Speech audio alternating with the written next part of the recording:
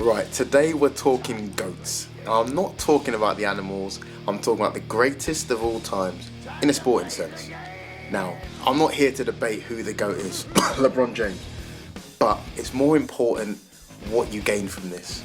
You look at the Cristiano Ronaldos, the Messis, the Roger Federers, Serena Williams, you name it.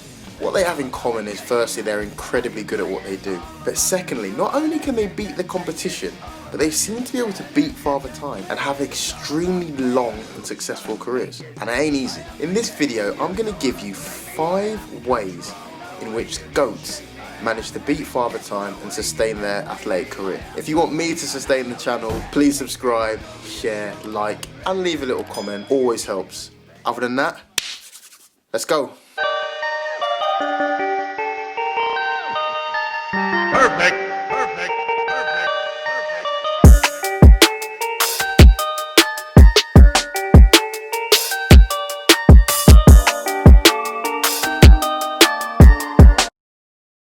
Message.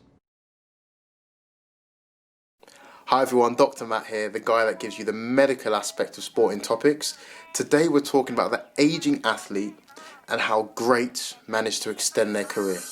Now, in sport, we know there are great athletes.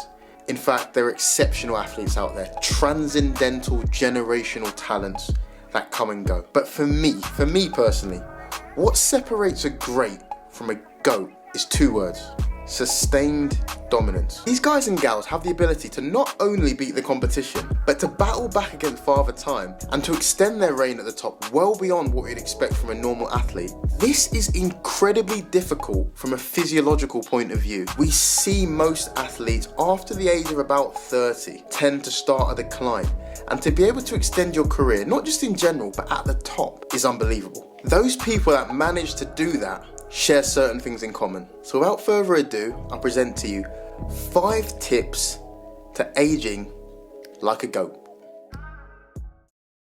Okay, number 1, and I know it sounds obvious, but bear with me. Be really good at your chosen sport. I told you it was obvious. Time waits for no man or woman. Eventually you're gonna decline. Eventually you're gonna go from up here down to there. But if your peak or your prime is way up there, even as you come down and decline, you're still going to be above everyone else and you can still exert that dominance. And if you can do that, if you're that damn good, then everything else I'm going to say from a physiological or scientific point of view don't even matter. Look at okay, great example, Diego Maradona. Listen, no sports scientist can get through to him, but who's going to say he's not one of the GOATs? He was just That damn good. That damn good. But let's get more technical now.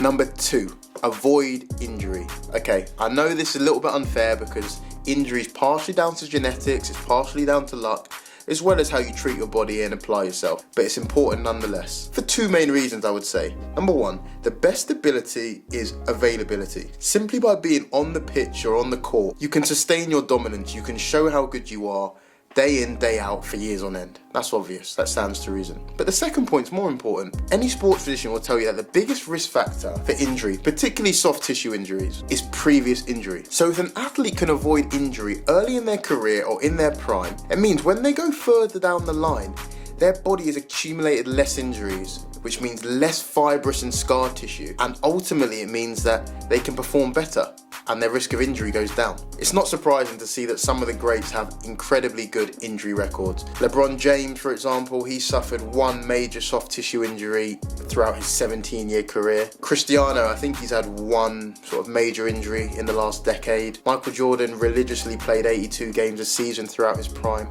The list goes on. Furthermore, if we flip it, there are great athletes out there that couldn't quite make it to GOAT level due to their injuries. I think 2 really good examples actually are Gareth Bale and Andy Murray. Both of them undeniably greats who've achieved a lot, but I think we'd all agree they could achieve even more if they could have stayed healthy. With that having been said, being injured does not stop you becoming a GOAT, one of the greats. And indeed, some people might argue that overcoming adversity and injuries is part of what makes a great great. I think good examples are probably Rafael Nadal and Tiger Woods, who both went through horrendous injury patches and came back and rose to the top again. So I won't be too harsh on those who've had injuries. But number 3, don't stop training. Now, as you age as an athlete, there's good news and there's bad news. The bad news is your muscle mass starts to decrease.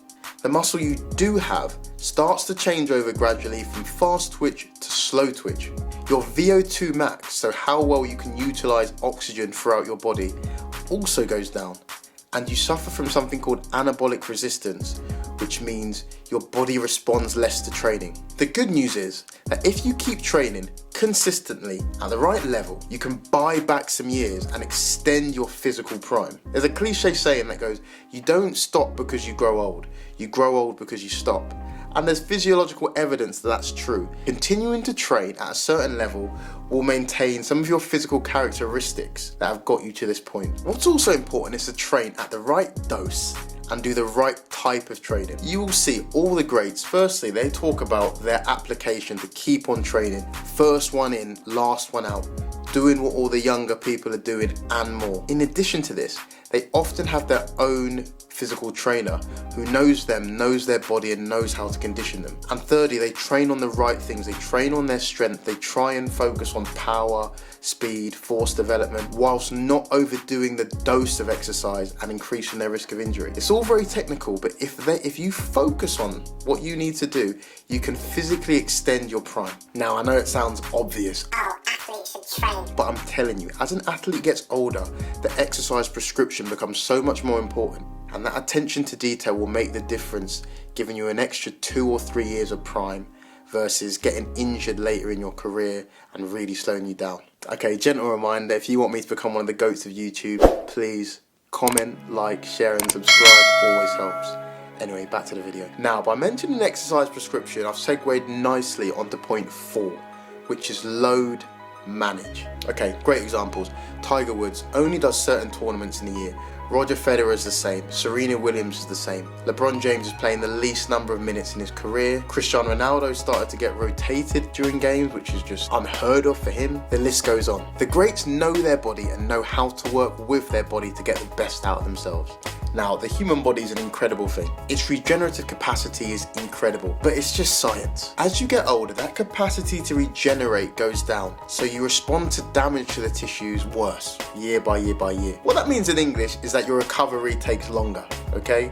So when you're sore after a game or wherever, it takes longer to feel better. Your risk of injury with high loads goes up, and that's because all the little micro damage that your muscles take when you exert yourself doesn't heal as quickly. So you have to be able to work with your body and prolong your career. It's all good and well trying to be the hero, trying to play every minute of every game, trying to play every tournament going, and keep up the mythicism of your career. But you're leaving yourself in a vulnerable position of burnout or catastrophic injury that could actually end your career early. As you get older, it's important to start listening to your body very closely, taking the rest when you need, and saving yourself for high leverage moments.